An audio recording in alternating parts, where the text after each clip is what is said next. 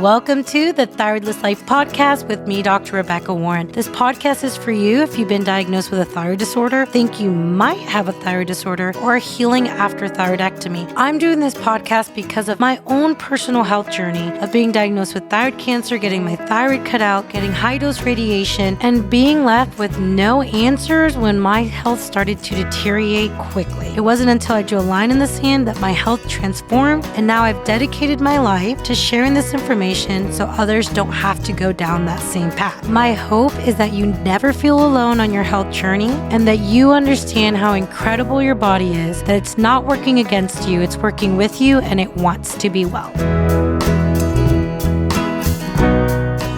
Welcome to the Thyroidless Life podcast. So today's episode is going to be a little different. This episode was recorded live. I was doing a Q&A for my Healing After Thyroidectomy Facebook group.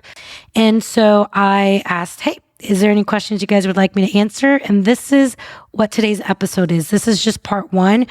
I will have part two, and that will go live after this episode. So I hope you guys enjoy it.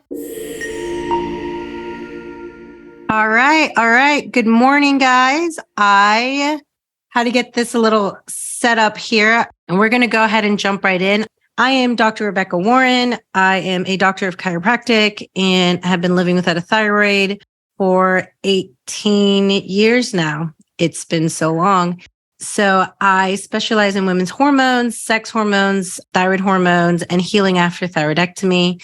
And so for me, sharing about this topic is a personal one for me. This is why I do what I do. I do it because of my own experience. And so one thing I want you guys to notice is that when I talk about thyroidectomies, I specifically talk about healing after thyroidectomy, right? Not just living, not just life after. I specifically talk about healing after thyroidectomy. And I think that's really important to understand because when you go into getting your thyroid removed, there's this idea that's really sold that, you know, the problem is taken care of because now you've had the thyroid removed, when it's not the case whatsoever, right? Just because you remove the thyroid, let me go ahead and tell you this, a sick body makes sick tissue, makes sick organs. There's a reason why the thyroid becomes dysfunctional. And I know even for some of you guys, you're like, but my thyroid wasn't dysfunctional. Well, it was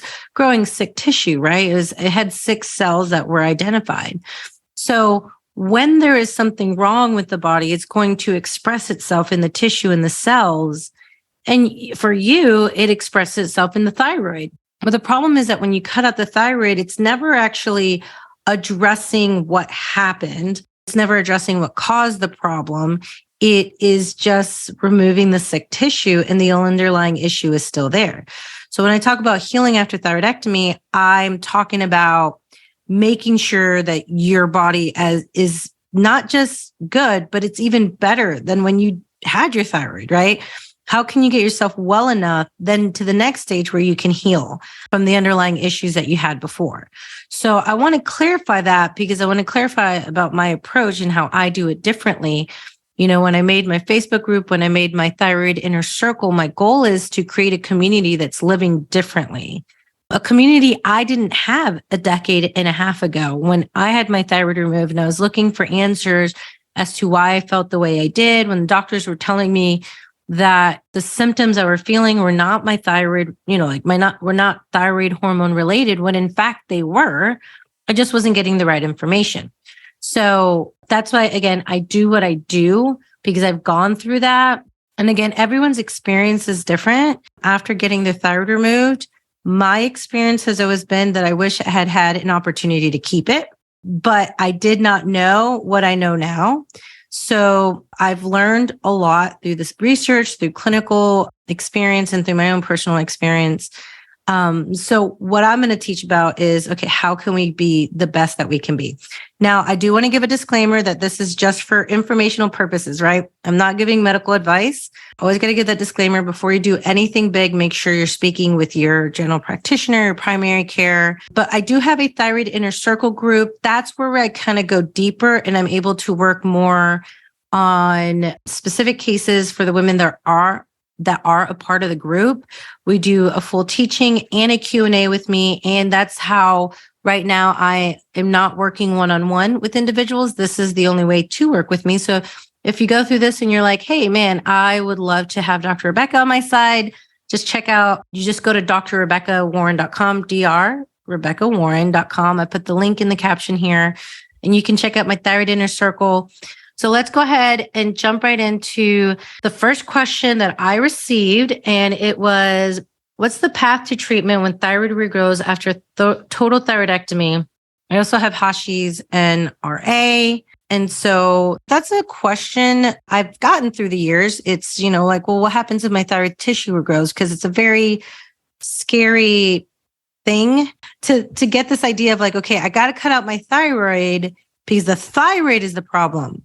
No, the thyroid isn't the problem. You have Hashimoto's and RA because you have an autoimmune disorder. And an autoimmune disorder is a systemic issue. It's an imbalance within your immune system. So that's not a thyroid thing. The thyroid tissue is an area where your autoimmune disorder, your immune disorder is showing up. So what happens if your thyroid tissue regrows? Well, I'm going to go ahead and tell this again.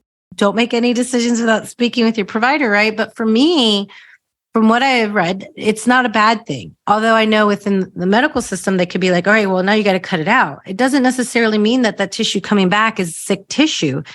But if you do still have the underlying autoimmune disorder, then that tissue can become diseased over time again, because you have an imbalance within your TH1, TH2 in your immune system. And as long as that persists, as long as you have these triggers, then you can see that your body might attack that tissue again.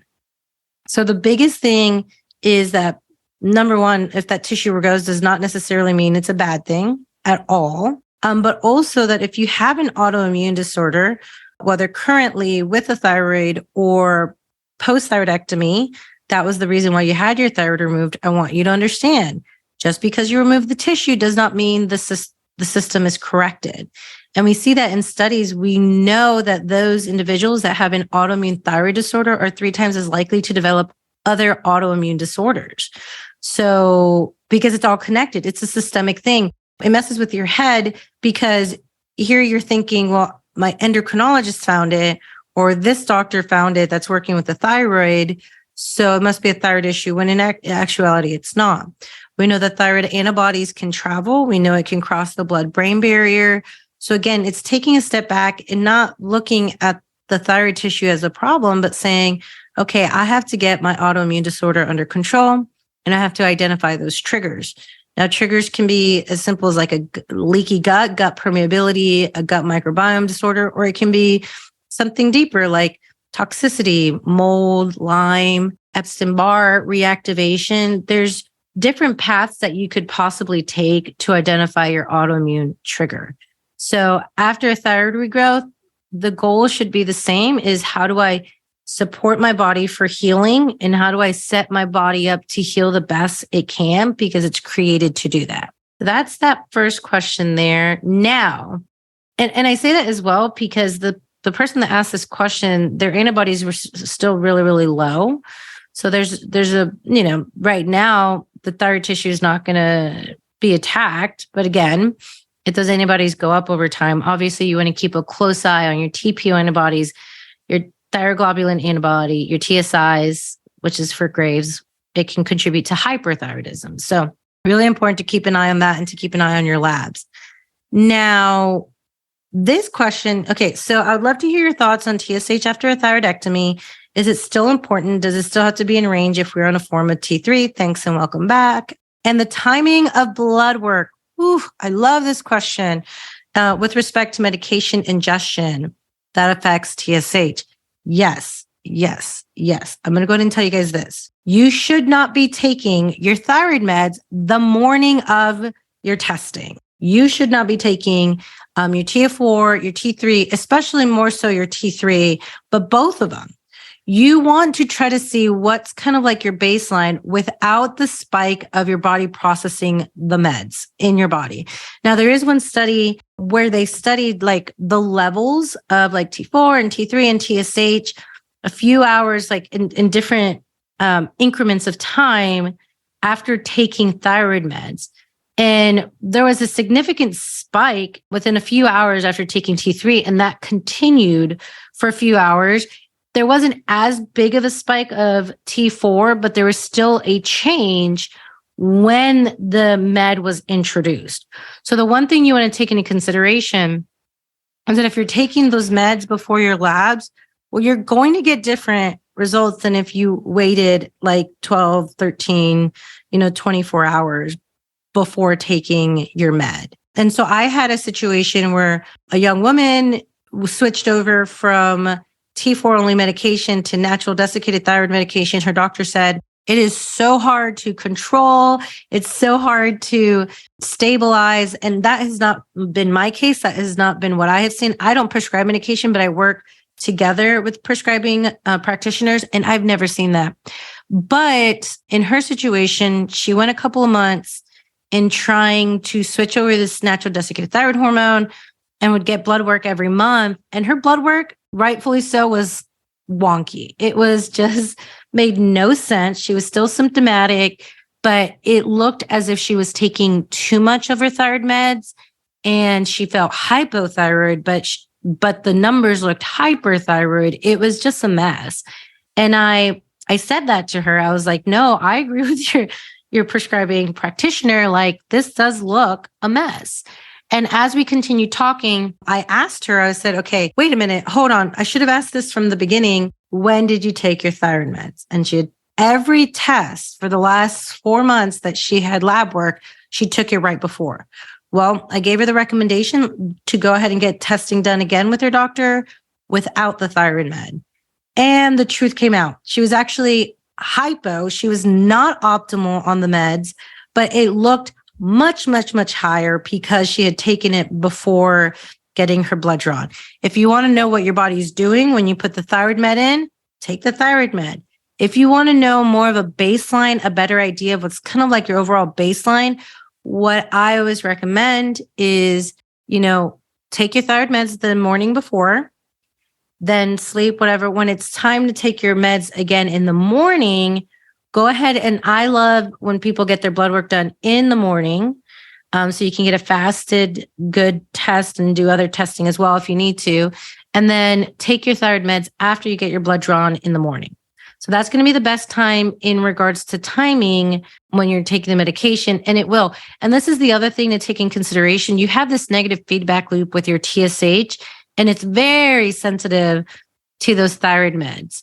And so the way we look at TSH, it is a pituitary hormone. What that means, it's a hormone that its purpose is to signal. Its purpose is to determine, do we need more? Do we need less? And it's very sensitive to the meds that you're consuming. But the idea is that it's still going to be released. And the idea is that if you had a thyroid, it's going to tell the thyroid to release more T4 and a little bit of T3. So it's going to be like, okay, release this. Now, in the presence of thyroid meds, it can look much, much more suppressed, right? It can look a 0.03, 0.04 in the presence, especially if you're taking a med that has T4 in it, right? Or a T4 only med or mixture with T4 and T3. So the idea is not to just go off of TSH because it's a pituitary hormone. You actually want to know what your thyroid hormones are doing. Like, do you have enough thyroid hormones to be utilized in your body? And are you okay with how much you're taking? So what that looks like is making sure that when you're taking that TSH, so let's say it's very suppressed, and some medical doctors or endocrinologists, like I've seen this through the years, might just look at TSH and say, oh no, like you're on too much meds, but you need to take a step back and say, okay, well, can we look at my free T4, free T3? Those are going to really tell you what is going on in the body, and your reverse T3. So if your free T3 is still low, no, that doesn't necessarily mean there is enough. There's functional ranges. And I have a whole podcast episode. If you guys check out my podcast, a whole podcast episode, the episode it's blood work. It's one of the first, second, or third episodes. So make sure to go back and check that out. And I also have a free ebook, my overall wellness panel. On there, I describe each test that's important to get tested. It's a full, real workup. Not like, well, my doctor did a workup and it's CBC and cholesterol and TSH. No, like it's a real workup if you've not done that before, but it also explains the thyroid labs that you should be getting, and especially reverse T3, because reverse T3 can give you an idea if maybe you are over medicating and your body is shutting it down into an inactive form of thyroid hormone, which is reverse T3. So yeah, it's not necessarily, because the question was like, what are your thoughts on TSH after thyroidectomy? It's not necessarily the TSH after thyroidectomy. It's the TSH in the presence of now thyroid meds, like exogenous, hormones that you're consuming. Is the TSH will be more than likely suppressed while you're on thyroid meds, but that's where you also need to look at a full thyroid panel so you can actually see what's happening with that free T4, free T3, and then getting lab work done at the right time, not after taking your thyroid meds. And I know actually some people take it at night. I would say just try to take it in the morning, the day before getting labs. The next day, do it in the morning, and then you can go back to doing it at night. I like to at least have, 12, 14 hours between the last thyroid meds and when you get blood work done. Okay. Would love to know the correlation between total thyroidectomy and women's sex hormones. I essentially went into menopause not long after my thyroidectomy and recently started hormone replacement. I am 32. Wow. Yes, you are very young. So the connection there is, and this is how I got into women's sex hormones. So we're talking about estrogen, progesterone, DHEA, cortisol, all that good stuff. So let's go ahead and make this connection that a lot of people don't realize. And again, it goes back to the fact that when you have a thyroid issue, you go to someone that's going to look at the thyroid. If you have a sex hormone issue, you're going to go to a gynecologist. If you have a gut issue, you're going to go to someone that has a specialty in gut. And what that means is that you have different doctors or specialists focusing on one area without someone taking a step back and saying, well, actually, the thyroid's going to affect this and the thyroid's going to affect this and the adrenals are going to affect your ability to, respond well to your thyroid hormones, and your gut absorption, your gut microbiome is going to affect whether you can convert your T4. Like that's the biggest issue I find, is that no one's looking at the body as a whole. So let's take a step back and let's take into consideration what's going on with the thyroid hormones and sex hormones. And I usually like to explain it like this three-legged stool, right?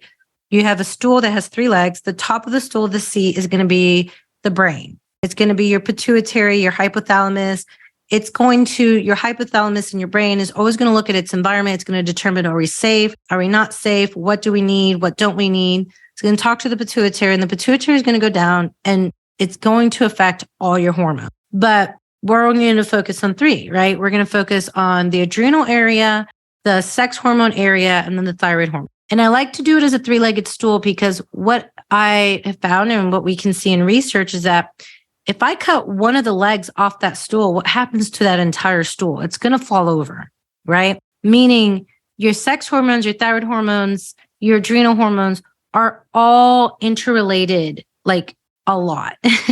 Okay. And what that means is that when you have a thyroid disorder, and let me go ahead and talk about this because there's something very different. And this is your first time listening to me teach on this. I don't just talk about being out of range, out of medical ranges. I'm talking about even being within range, but being on the low end of the range for you. So suboptimal thyroid levels. So you can be within range, but be on the low end of the range, which a lot of doctors will just say, hey, you're fine. I've seen over and over again so many women that are in the low end of the range and have all the symptoms of being hypothyroid. Okay. So let's clarify that. It's not just being out of medical ranges. It's just even being suboptimal for you. And so what can end up happening, we know when you're suboptimal with those thyroid hormones, it will affect your sex hormones. It would affect your adrenals and releasing things like cortisol, right? It will affect that. And the way to look at T3 as well is kind of like T3 is like the fuel. It's the pressing, putting your foot to the gas pedal. It's what moves things forward. It's what allows your body to function. And so when you see suboptimal thyroid hormones, you're going to see really extreme dysregulated sex hormones. You're going to see low estrogen. Why? Because the signaling is going to shut down. It's a smart response. Your body's like, hold up. I don't have something that I need. I don't have something that I need. I need to conserve energy. I need to make sure that, and the truth is, unfortunately, in the hierarchy of survival, in the hierarchy of the sympathetic, which is fight or flight, in that hierarchy, fertility is not essential. It's not essential for survival. It is essential, like having good sex hormones is essential for you. And I'm not even talking about fertility. Like progesterone is essential for women to feel emotionally stable and calm. Testosterone is essential for us to put on muscle and to not just have a sex drive, but an overall drive in life. Sex hormones are much, much more than just pesky hormones that are just there for fertility. And if you're not going to get pregnant, then do birth control or just get a hysterectomy. They are essential to who we are as a human being, how we were created to function. But going back to that, so the question was, what's that connection? And it's not just the connection of the total thyroidectomy. It's the connection of how important your thyroid hormones are and how they're connected to sex hormones, right? And I think a big disfavor is that most people, and I'm not going to talk for everyone, but most people, when you go in to make that decision to get your thyroid removed, you're actually not getting true informed consent. Because for a lot of people, there's fear, like, oh, there's cancer cells there.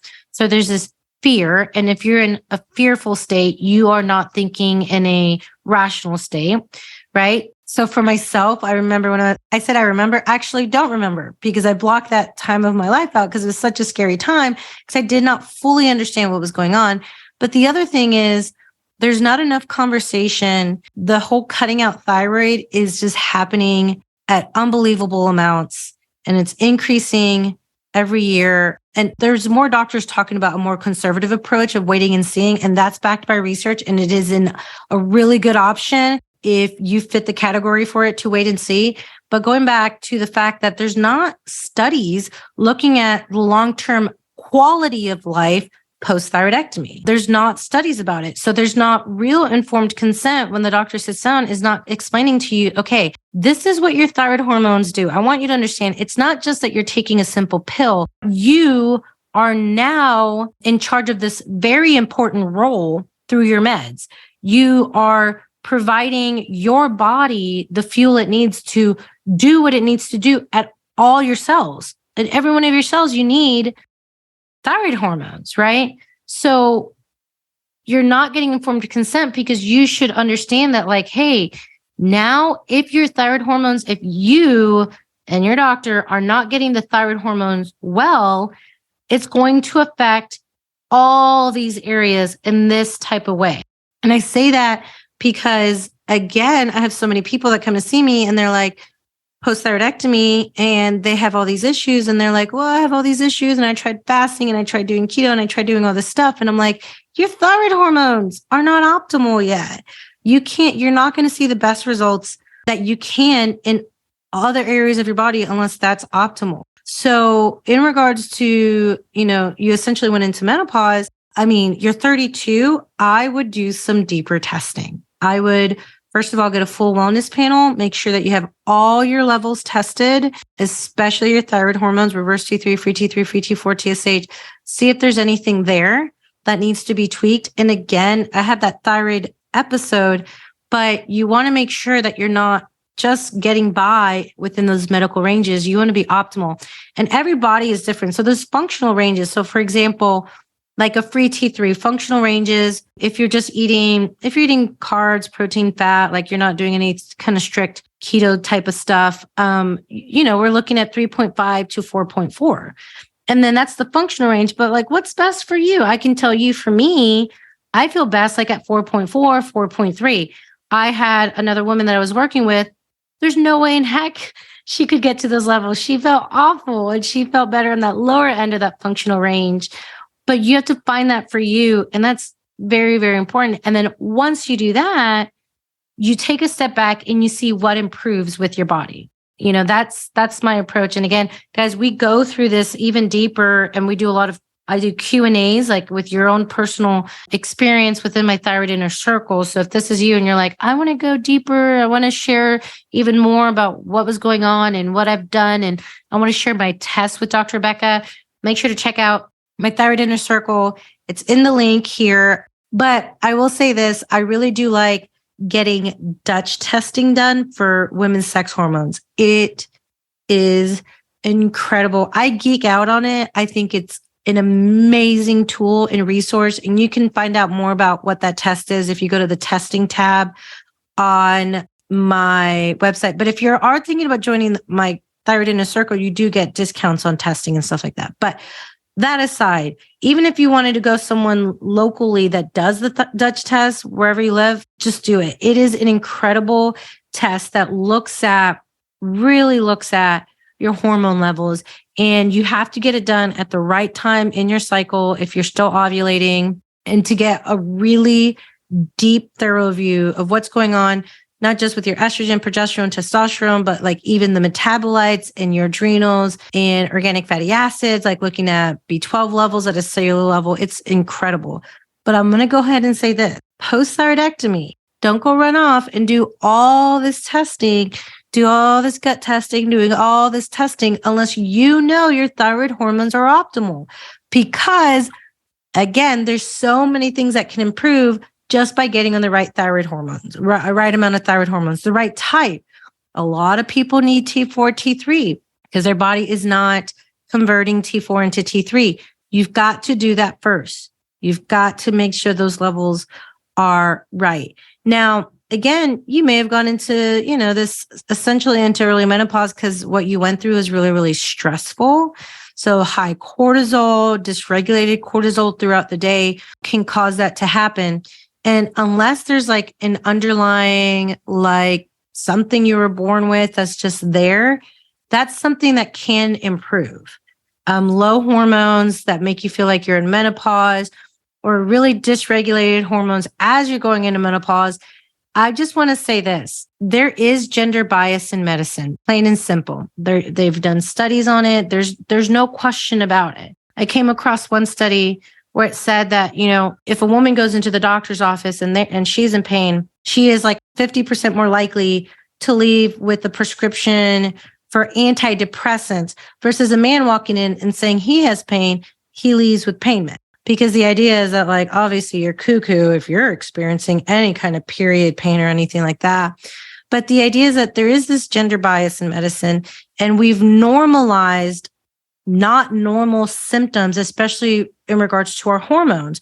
We've normalized PMS, like we even joke about it, we normalize cramping and depression and anxiety and literally feeling emotionally out of control leading up to your period. And that is not normal. We've normalized, not having enough sex hormones. We're seeing early menopause more and more. We've normalized women transitioning into menopause, feeling depressed and having vaginal dryness and painful sex. And so they don't have a sex. We've made it seem like, well, that's it. That's you being a woman. And that is wrong. That is not normal. But the problem is that we've done that to so many women that it becomes common. So yes, maybe your doctor says, oh, this is normal. Yeah. And then you go to your friend and you're like, well, did you go through this? And she's like, oh yeah, absolutely. I went through that. And your other friend and your coworker, everyone's going through it, not because it's normal, but because it's being treated the same. So that being said, people are like, women are usually really shocked when I say, like, periods should be uneventful events. You should get your period and bleed and then go through that without losing it all. You should go through menopause feeling more stable, and you should be in postmenopause and have a great sex life if that's what you want. Like, it doesn't need to be that way. But for those post-thyroidectomy, healing after thyroidectomy, you got to make sure your thyroid hormones are optimal and optimal for you. Okay, thyroidectomy. This is the next question. Thyroidectomy and then menopause. Now what? Gained weight and can't get it off. Oof, double whammy there. That's tough.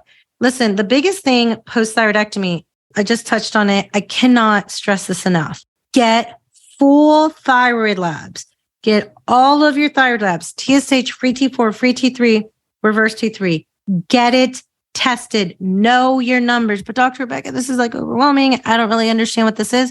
Well, join my Thyroid Inner Circle. We talk about it all the time, and we're about to go deep into labs here in one of the sessions coming up. But it's okay. You don't have to know everything. You just have to start looking. You have to understand, like, you don't have a vital organ, and no one is going to advocate better for you, how you feel and how you heal and how you function than you. You've got to know, you got to understand, you cannot walk into the doctor's office and just expect that they're going to tell you exactly what you need. You are a unique situation because you don't have a thyroid. You do not have a thyroid. And I'll tell you two quick little stories. Number one, when I started realizing, and there was not as many resources when I had my thyroid removed, when I started realizing that my doctor wasn't getting the right labs, I didn't know what I was doing. I was 19, but I knew I needed to find another doctor that was going to have a conversation with me. I fired that doctor, which means I just didn't go back to him, and I found someone else. And then I had conversations, and I would read little by little, right? That's how my journey started. I had to know and understand what was going on so I could speak. And it's okay. You don't have to know everything at the beginning, but you do need to look at your numbers. You do need to know, am I ordering all the labs, and where am I at in that range? And if you're on that lower end of the range when it comes to, and I'm not talking about TSH, I'm talking about free T4 and free T3, because TSH is opposite and reverse T3 is opposite. Those are high, and there's a problem there. You have to understand that, because so many people, and I did this myself, have symptoms post-thyroidectomy because they haven't been dosed right when it comes to their thyroid meds, right? So number one, you've got to get those labs done. Number two, a lot of people don't know this, but when you're taking T4 only medication, the idea is that when you take that T4 only medication, you have to convert it and you have to activate it into T3.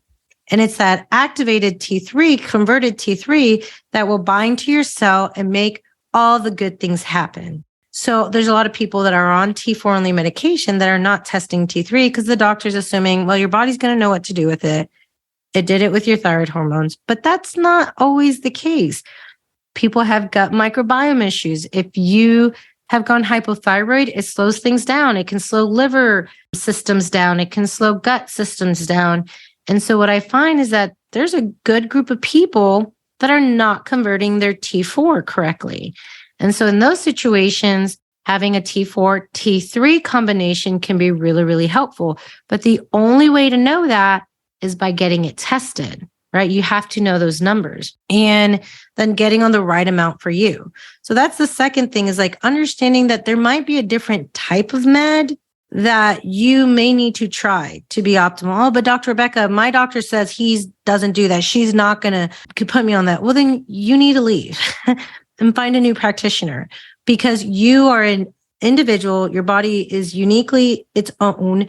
And the idea that you can do one med for everyone, it should be enough, is just crazy. It's not even possible with the foods that we eat, the supplements that we take, the exercises that we do. That's just not how the body functions. So take that into consideration. But again, the whole weight gain and I cannot get it off, suboptimal thyroid hormones will slow down your metabolism. That's a really big deal, and you want to understand that. I want to know my optimal levels after thyroidectomy and best way to reach them. I'm on Armour, and my T3 and reverse T3 are high. Again, first question when you're thinking is, did I take my meds the morning of my test? So make sure that you're not doing that. And if you are, get it retested when you're not taking it that morning. Optimal levels, thyroidectomy, best way to reach them. Okay. So like I said, I have a whole podcast episode. I'm going to come back and link that link for you so you can listen to that. But again, there's functional levels that are not going to be in those medical ranges. And you're focusing on your free T4, free T3, and reverse T3, right? And your TSH, because if your TSH is really high, like 9, 10, 90, I've seen crazy numbers. That's not good. You want it suppressed. You want it lower, your TSH. But then you want your free T4 and free T3 at optimal ranges. So, if you're saying your T3 and reverse T3 are high, I mean, I don't know your case. I don't know. This is what I do more intimately in the Thyroid in a Circle. But, what I've noticed in the past is a possibility that you might be on too much thyroid meds. And this is the wonky thing, is that taking too little thyroid meds and taking too much can kind of give you the same crappy feelings of tiredness and anxious and depressed and just overwhelmed and even weight. Like it can give you the same type of symptoms. So the idea is that, number one, make sure you're not taking that med the day of. And then number two, make sure you're not to get the full thyroid, what you did. You said your T3 and reverse T3. Was it free T3? That's the other thing. So T3, I also want to make sure, because people have asked like, well, my T4, and then it's a total T4, or if it's a T3, it's a total T3 type of situation. It has to be free and unbound. Free T4, free T3. Get those checked, because that's going to be really, really important there. All right. I'm going to do 2 more questions today, and then we'll have to wrap it up for today. And I'll come back next week with part 2 and maybe even part 3 of answering your questions. I would like to hear about things we might be missing to help lower antibodies and clear brain fog. No matter what I do, brain fog won't go away. Antibodies stay above 800, started at 7,400. So yes, better, but it bounces up and down. Okay. Yeah.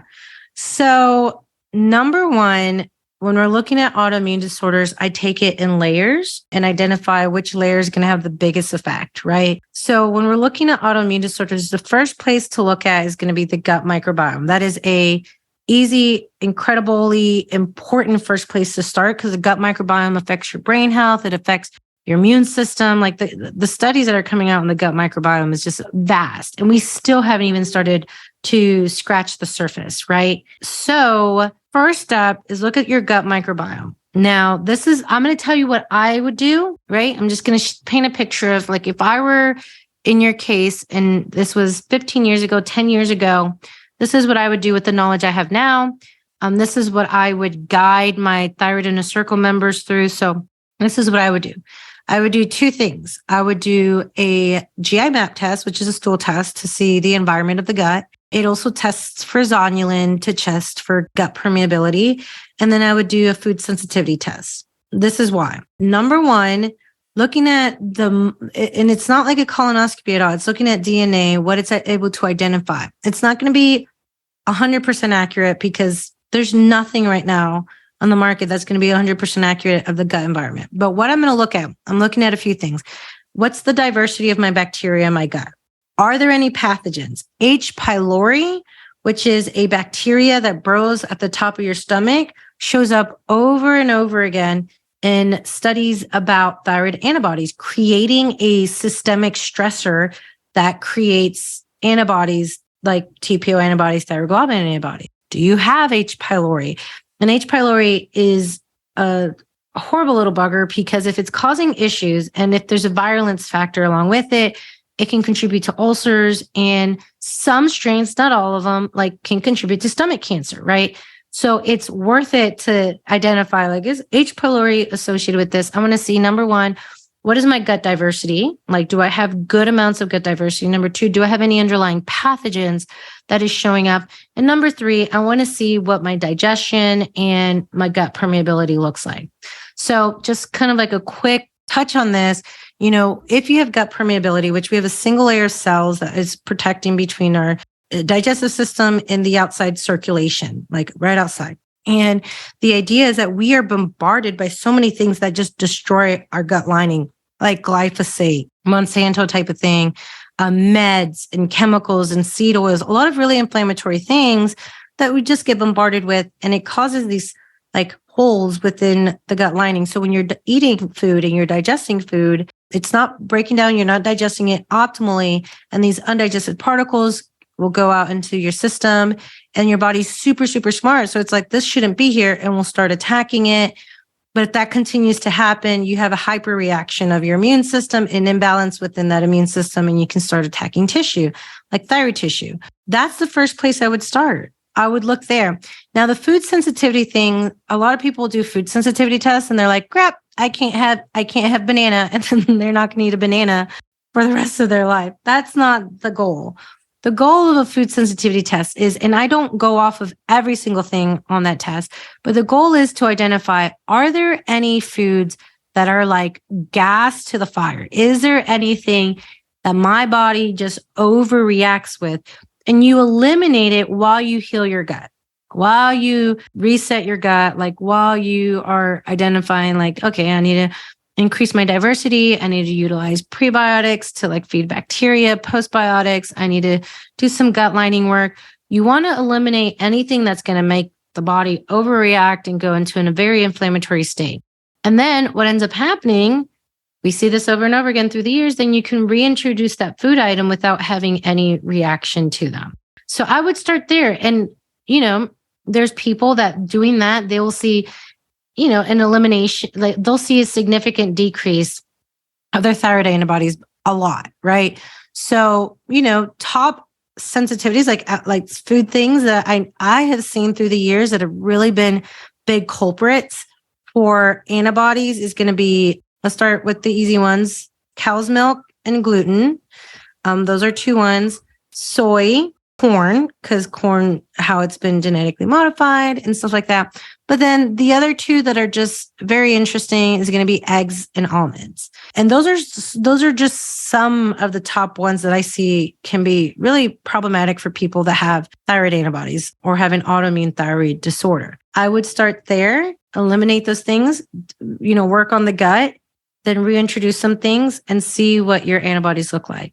Now, then there's another subset that it goes deeper. Were you exposed to mold? Possibility of mold in your home, Lyme disease, any tick bites that had that bullseye? Is there a reactivation of Epstein-Barr?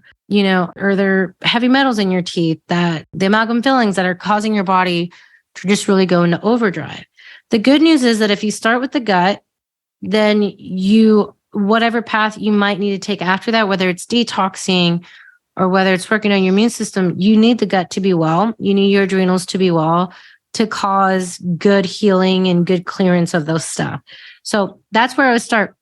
The other thing is, there's a lot of conversation about how low antibodies should get. Like, okay, so you're at 800, but maybe getting it down to 200, 100 can cause a complete change in what those antibodies are doing. Just because they exist doesn't necessarily mean that they're causing destruction. At 800, 7,000, you can pretty much bet they're causing some serious issues. So the idea is to get it down as low as you possibly can for your body. So that is where I would start. Okay, so we've done almost a full hour here. So I'm going to wrap up. I will be back next week, and I'm going to go straight down that line answering more questions for you guys. If you've enjoyed today's episode, please make sure to leave a 5-star review. I love being able to see and read how this information is helping you on your health journey. And make sure to subscribe to the podcast. That way, when new episodes are live, you can have it automatically downloaded to wherever you listen to your podcast. The number one question I get asked is, how do I work with you? If you are interested in finding out more information about me and being a part of my community, go to my website, drrebeccawarren.com. That's dr.rebeccawarren.com. And you should be able to find the answer to your questions there, as well as checking out my Thyroid Inner Circle membership group, getting access to the free Thyroid Labs ebook that I have available for you, and so much more great information.